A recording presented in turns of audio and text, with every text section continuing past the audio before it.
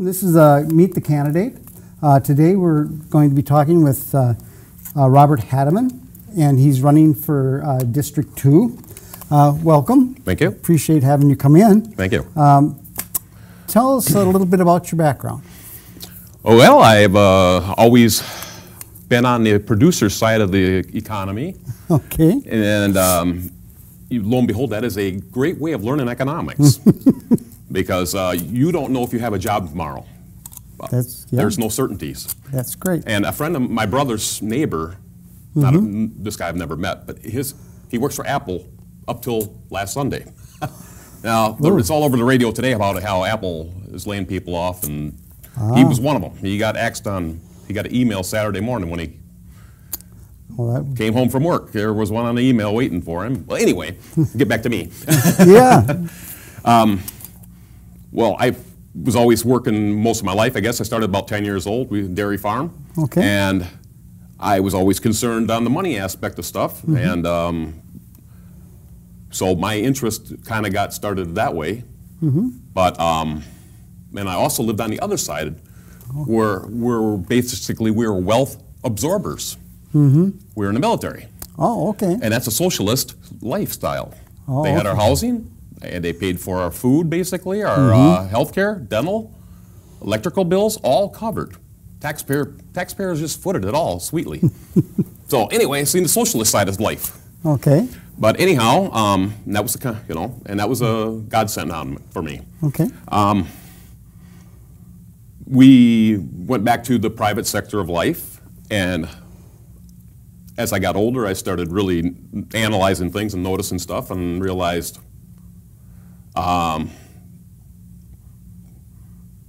I can make a difference, I guess, is probably my total outcome.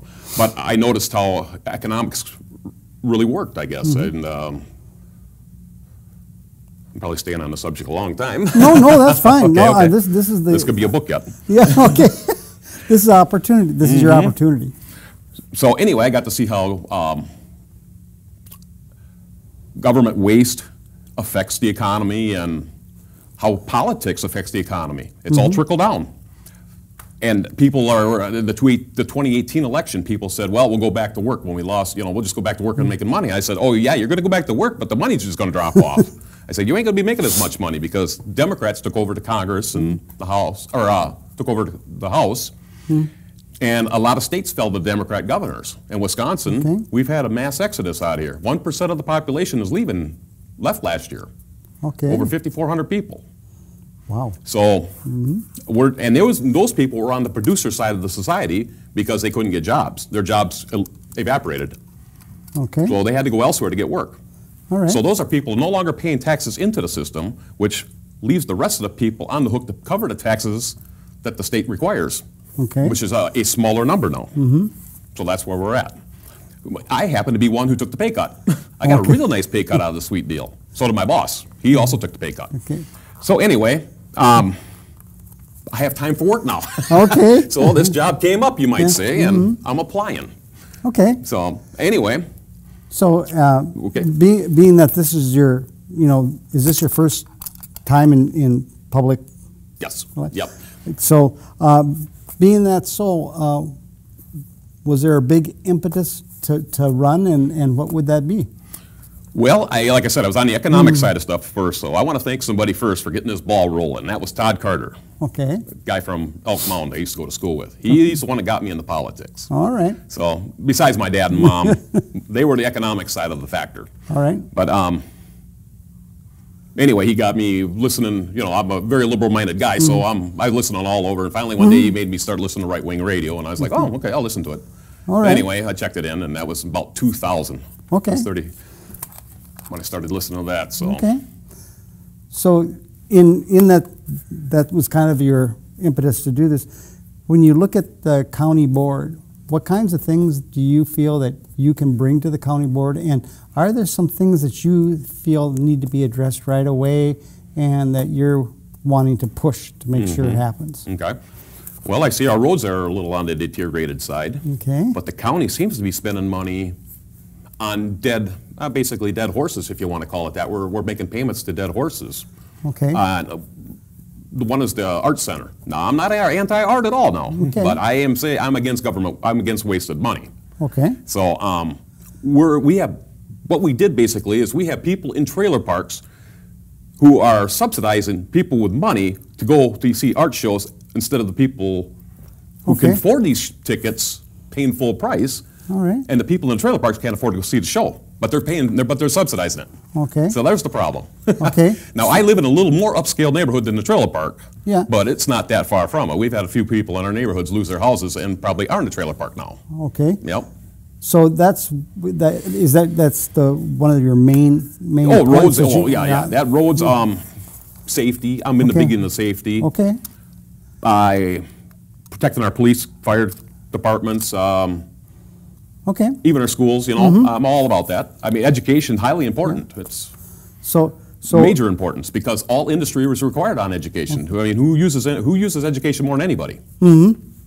So tell me, in the county, I think, things that I found out as I've been interviewing other people too, is the fact that the county has things that are mandated by the state because they're really not an entity unto themselves. They're kind of the arm of the state. government and stuff. So what they do is what is mandated from them. Okay. Do you know of any of the mandated types of things that are required right now? Actually, I do not. Oh, okay. Yeah. So I think that I have to. Sometimes I often wondered if they mandate it, but they don't give you any money. That might not help. Yeah. And I know that can revert back to some of the things that you talked about. Well, give me an idea what something mandated. Give me three of them. Just the top three. Well, I think they mandate, especially from social services. There's Okay. mandates there. All right. Okay. And they do mandate the roads. Okay. Okay. I don't know, the things that I'm not finding out that I'm trying to learn myself is that how much are those mandates? How much do they help subsidize, the county and those things to help do the work, Okay. Now the county is mandated to pay for this out of their money, or the state gives the money to the city and then. Well, I think says, sometimes the state will give money, or sometimes, according to what I've found out, is sometimes they may have a mandate and say, well, just take it out of what you got, Okay, right. So, Okay. I think that for me, what I'm finding out is really the people who are running for county board is, I think there's always a big learning curve. Really finding out. Yeah. So Well, you're kind of at the bottom of the pyramid of the government, Yeah. I guess. Yeah. I'm only representing 0.8% of the people here in the state, which is 4,000 people Yeah. maybe. Yeah. Out of 5,400,000, Yeah. which is 5,400,000. Yeah. It's another way of putting it, but Yeah, but I mean, it's huge, So how do you go about educating your constituents? If you win, how do you get the information to your constituents about probably some hard decisions you're going to make? I mean, sure there is, Yeah. So how would you how would you find yourself making sure that those constituents understood that these are the things that are sitting in front of you that need to be changed, and how are you going to explain to them? I guess I'll have what to they put are? letters to the editor for one, Oh, okay. because you got to communicate to the people, like you Right. say. Yes. Yeah. Letters to the editor, I suppose, and but there's always a lot of avenues and. There's avenues for like this is a public access station. Okay, so this is really the place and the voice for the people. True. You Okay. know? Right. And so if there's information, if there's things that you want people to get to know, sometimes this is our avenue for allowing people to do that. Uh-huh. At the same time, we also have the radio station, so anything that is put on here is also there. I'll take So just- advantage of that. Yeah, just so that you know that's one of the things that has happened to the public access stations is the fact that they are mandated almost to have these, or they are given the opportunities. But we have really good transparency in this town. Yeah, I'm really, I can't believe the amount of things that, we cover all the meetings, well, all the city council meetings, all the county board meetings, all the school board meetings. We do those so that we can get those out to the general public. So if you get elected, when you say there's these things that you want to achieve, what kinds of impetus do you feel that you have behind you that are saying to the people, I'm the person you want in here? Okay. Direction. Okay. That might be one word that we'll use. I don't know. I guess I look out for the little guys mostly, and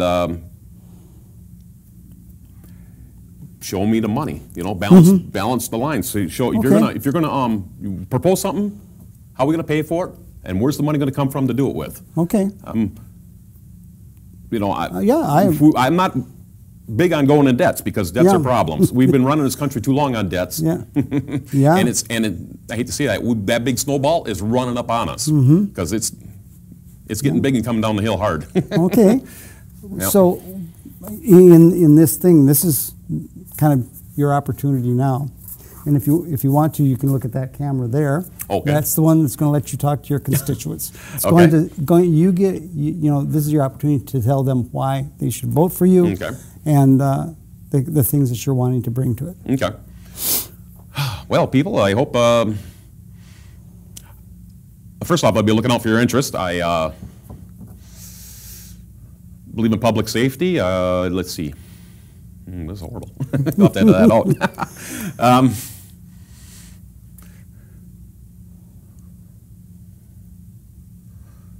Oh boy. Well, I think. Let me take another set on that one. Yeah, I think again, go ahead and. But I think I hopefully laid a lot of that out earlier. Well, I think so too. Yeah. This is kind of a chance for you kind of to just reinforce that. Okay. Okay. All right.